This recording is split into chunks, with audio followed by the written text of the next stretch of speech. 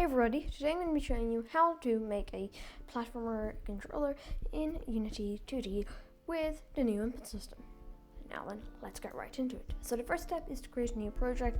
If you're in Unity 6 or higher, then the input system package will come pre-installed, and then you can use either 2D bolt-on render pipeline or Universal 2D, which I'm going to use, and then call it whatever you want. In my case, I'm going to call it Platformer Tutorial.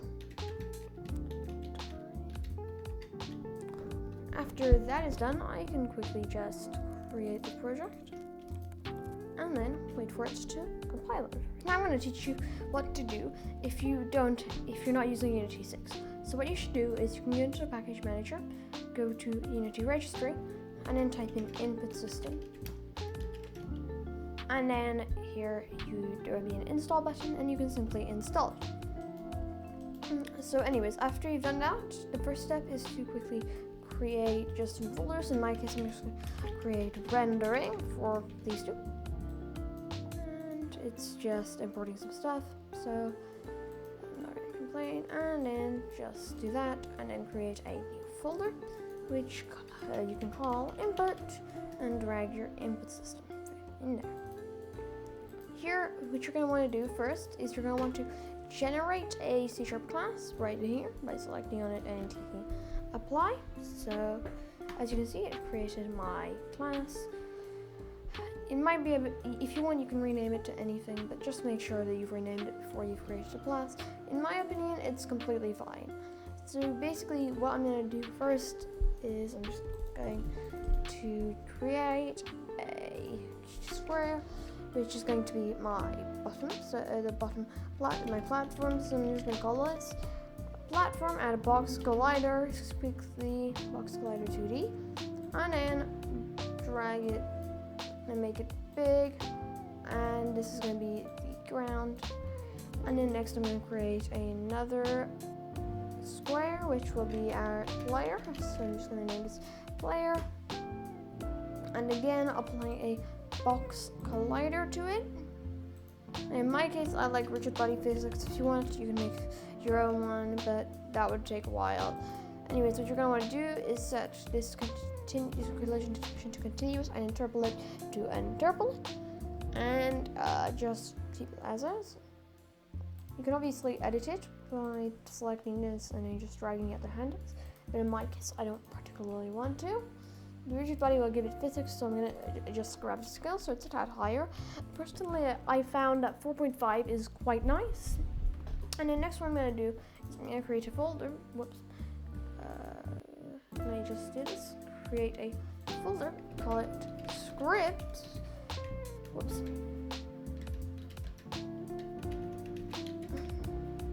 And then in there, I'm going to right click, create money behavior script. If you're using an old version, it'll just be script or something, or C# script, but in my case, it's money behavior script. And what I'm going to call it is player movement. Oops. And just wait for it to compile, which it might take a little while.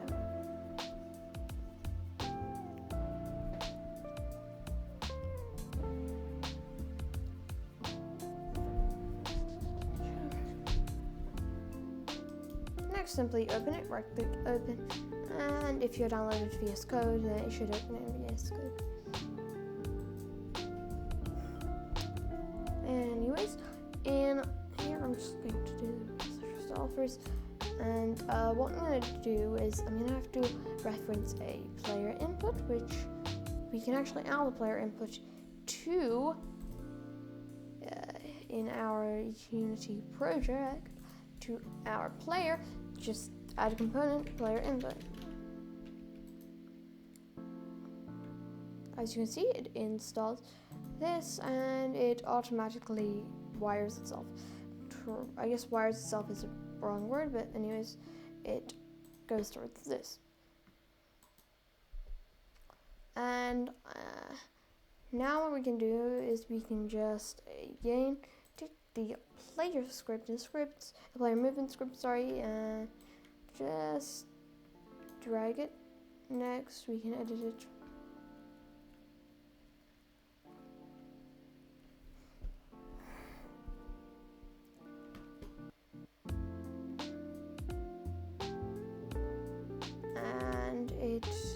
just going to open VS Code again. And now what I'm going to do is I'm going to create some variables. One, just serialized field. So serialized field, and I'm going to type private. Whoops, my typing is atrocious. Sorry. Float, and then move speed, and then I'm going to set this something like 10 again, or 20. As I said, you can actually edit this in the inspector since it's serialized field, but you won't be able to access this from any other script because it's private. You can just set public if you don't want to be able to. Anyways, what we're gonna want to do is we're gonna simply, what we're gonna want to do, is we're gonna want to remove start because we will never really need that. We're also gonna add another serialized field, and this one time it's gonna be a private float jump force. In my opinion, this should be a nice 15. Next, we're gonna have to get a couple more variables. One is going to be, it makes more variables, one is going to be a private, and then it's going to be another float. It's fine, we don't want to be shown in the inspector, so, well, we don't really need it to be shown, so we're not using serialized field, and it's just going to be our horizontal input. We do want a rigid body, and I think it's just easier to do drag and drop methods, so we can just do a reference to a rigid body 2D, and then RB. Now then, what we're going to do is we're going to create a public method. This might seem a tad weird, because, well, you don't really create public methods. Well, in this case we do, because we're going to want, we're going to, because we want this to be accessed by the player input script back there, and we are going to have input action dot callback context, which we can, I'm going to delete all of that autocorrect because it's wrong, excuse me, and we're going to get this context, and basically what we're going to do is we're going to set horizontal input equal to context dot read value vector 2, and then we're going to get dot normalize, and then dot x, and this will basically just return a value of 0, 1, or -1, depending on which key you're pressing. If you're pressing A or I guess the right arrow key, then it will return -1. The left arrow key, then it will return -1. And if you're pressing D or the right arrow key, then 1. And if any other key, then it will return absolutely nothing. So next we are going to do a very similar thing. So what I'm going to do is I'm just going to quickly copy it over, and this time it's going to be called jump. And then instead of this, we're going to do if context dot performed, and basically in here this is going to be our jump logic. First of all, to be honest, I just want to get on with the normal horizontal movement, and that's actually really easy. All we need is a fixed update method, private void fixed update. We can remove update. We actually, it's not really necessary, I guess, fixed update.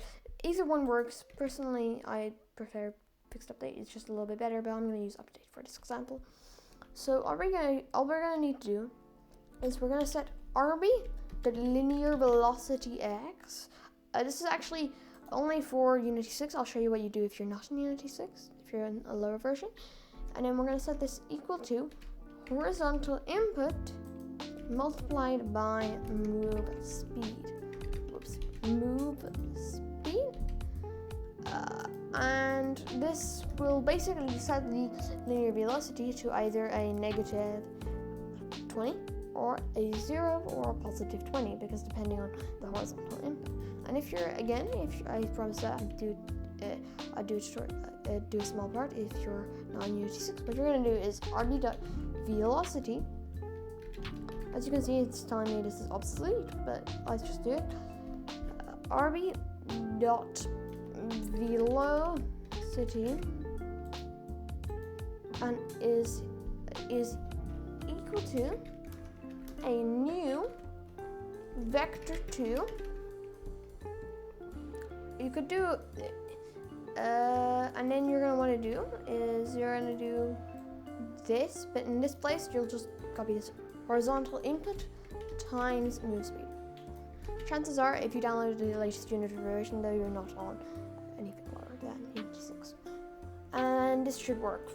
But in my case, as I said, I am not on Unity 2021 or 2022 or 2023, so sorry, not on.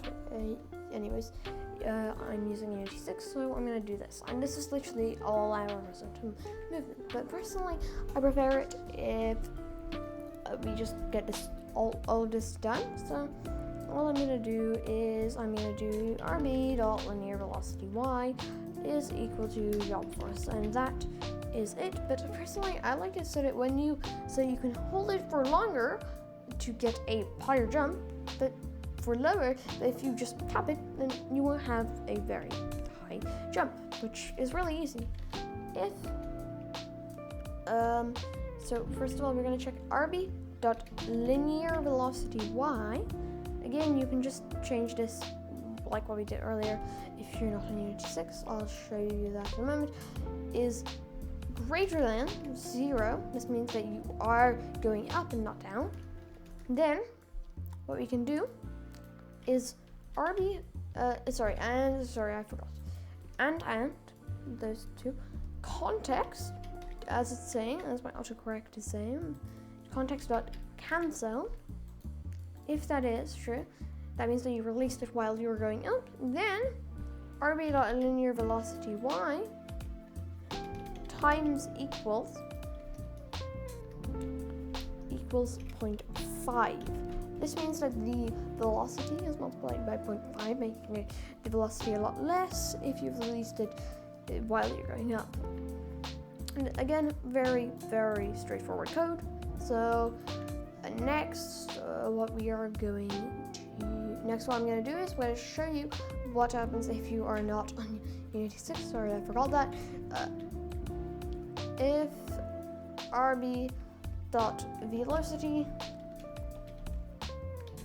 and then .y, then this will work.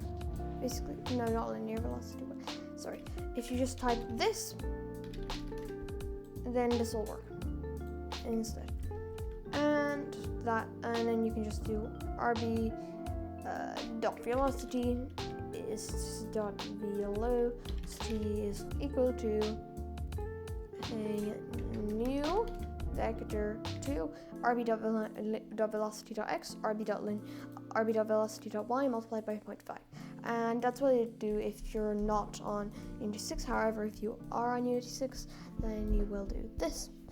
So next, we can literally save this, and we won't be quite done. Not quite, but very close. And then after that, I'll explain exactly what I mean. So by this whole thing. Anyways, now we can go back in Unity.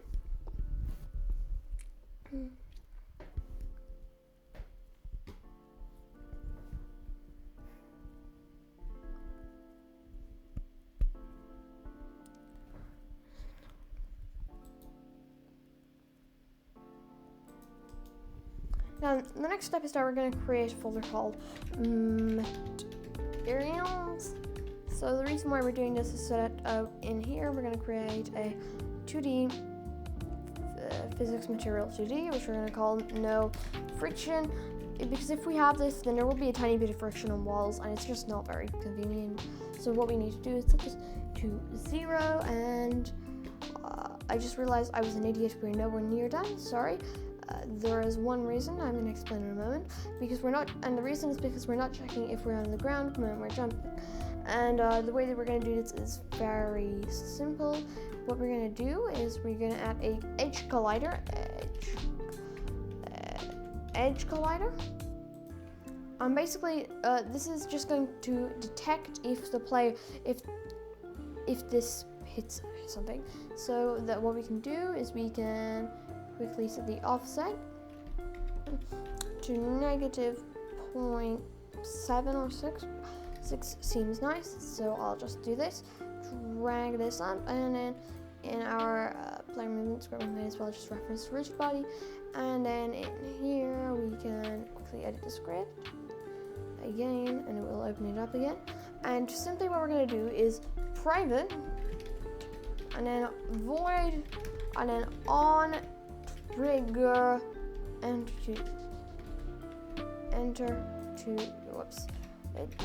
on trigger, enter 2D, and then,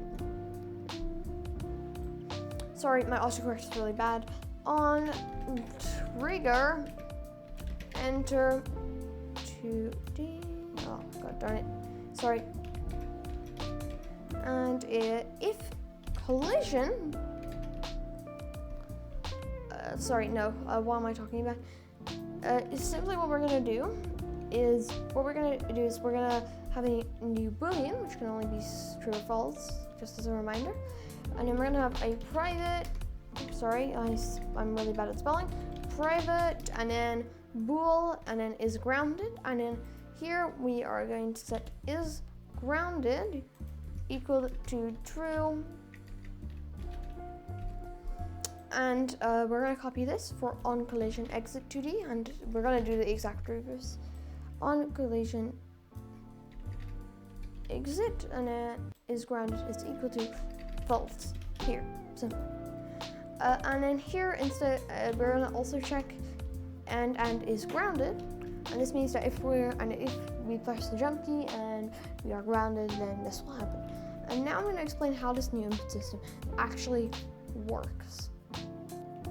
Because we're going to still have to do one little tiny thing, but not much. But anyways, as you can see, it's just compiling the script.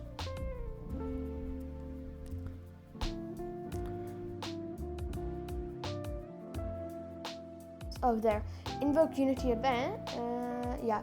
What you need to do is you have to set this to invoke Unity events, and then you're going to open up this event, and then you're going to open up the player. And as you can see, there is jump, crouch, attack, move, all of that stuff. So what we're going to simply do is, first of all, move. We're going to add, and then we are going to scroll up and / drag in, and then the function will be player movement move. And as you can see, this will invoke that event whenever the move is called. So, and then we can do that same thing for jump. So simply create a new callback context, and then new function, player movement jump, and everything should be working. Excuse me for that short little part that I didn't really understand what's happening. Anyways, also set the default scheme to keyboard and mouse if you're still not seeing it. I'm sorry, I forgot to mention it. As you can see, the player can move, and they can also jump. And I guess this is it. So